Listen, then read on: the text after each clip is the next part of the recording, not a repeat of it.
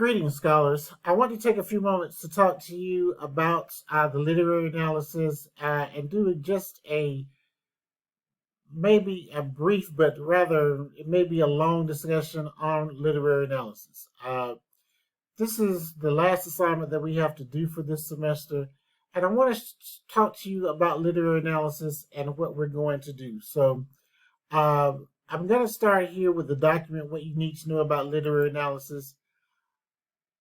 If you open up the document, you'll see this video here. Um, you'll see the document here, and I'm just going to download the document. Remember, you will be quizzed on your reading knowledge of this document, right? So make sure that you go through here. Anything that's in bold print is anything that's underlined. You are almost guaranteed to see it again on the quiz. And remember, there is a quiz for each one of these handouts. So I just want to talk briefly about the literary analysis. So why are we teaching literary analysis in English 102? We're teaching literary analysis in English 102 because it should be the foundation that we lay for you when you take English 203, which is world literature, right? So this section of the course, this part of the course, this unit of the course is designed to get you ready for English 203, which is world literature. So let's talk about literary analysis, okay?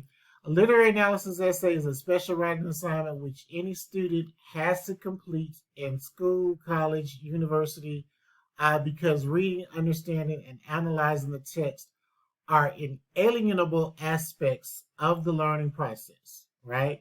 So literary analysis deals with your knowledge, your interpretation, your evaluation, your critique of a particular text, okay?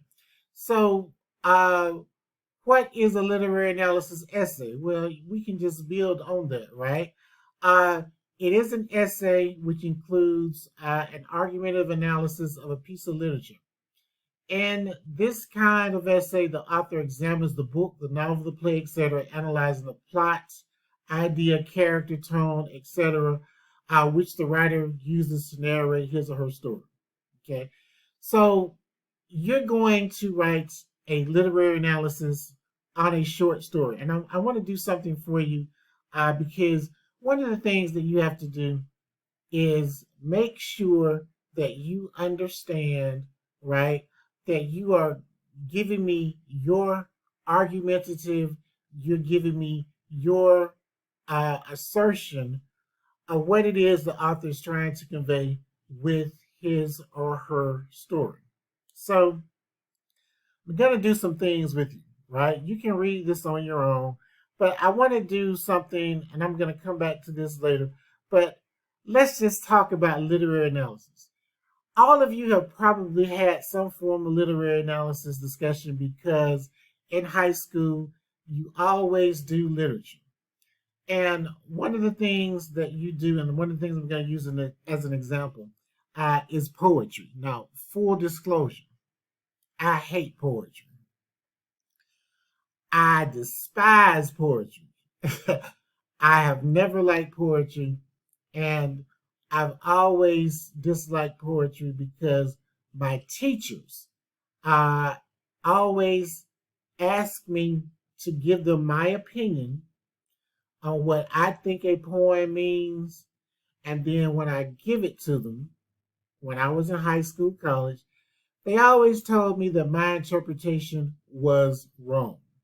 And then they pull out information that was written by some great scholar who says, this is how you should interpret this poem. This is what you should get out of this poem. This is what this means in this poem. And it always frustrated me because I was always like, well, why don't you just teach me what I should be expected to know about the poem instead of asking me my opinion? And it's the most frustrating thing that I have ever been through, dealing with poetry. So I want to do some things with you because I am going to just briefly hit on poetry right now, and in this discussion, and I want to do some things with you because even though I hate poetry, there is some poetry that I like. For example, we're going to watch this video together, uh, Mother to Son by Langston Hughes. And I like this because it's narrated by Viola Davis. It's a minute and 45 seconds.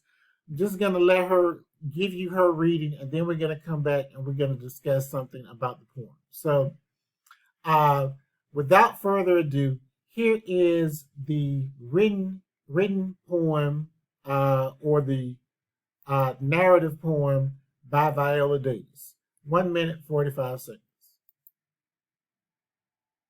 Well, son, I'll tell you.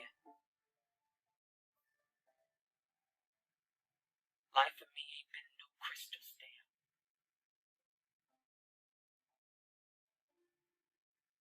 It's had cracks and splinters and boards torn up and places with no carpet on the floor. Bare.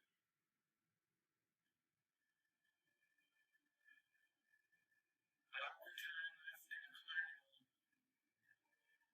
and reaching mountains and turning corners and sometimes going down the name and no way.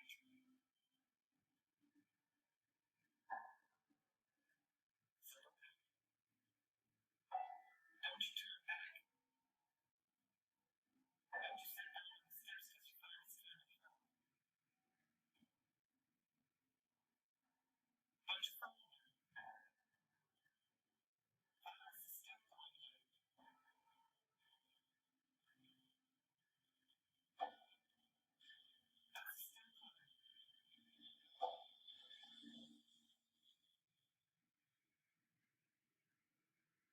And life for me ain't been no crystal stair.